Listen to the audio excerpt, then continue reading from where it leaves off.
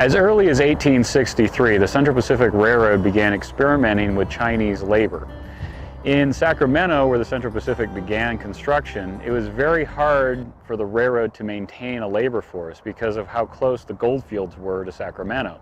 So working closely with Chinese companies in San Francisco and Sacramento, they were able to procure about 13,000 Chinese laborers at the peak of construction of the Central Pacific Railroad in 1865 and 66.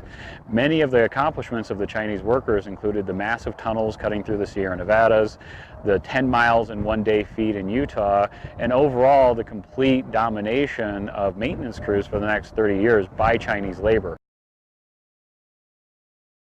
Terrace, located about 30 miles inside the Utah border, was founded in 1869 during construction of the original Central Pacific Railroad. In 1870, it was the third largest Chinatown in the entire Utah Territory.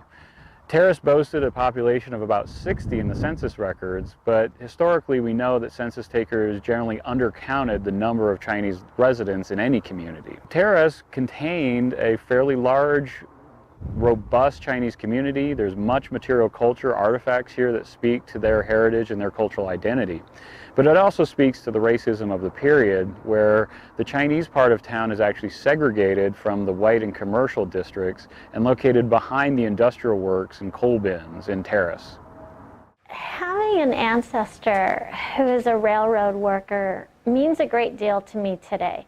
Now, I didn't always know that I had a railroad ancestor, and that's because so much of the history of our Chinese railroad workers have been lost.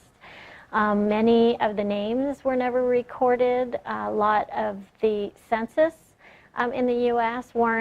didn't record Chinese workers. And so some of the stories that I have are only the ones that have survived, going from generation to generation and then coming to me.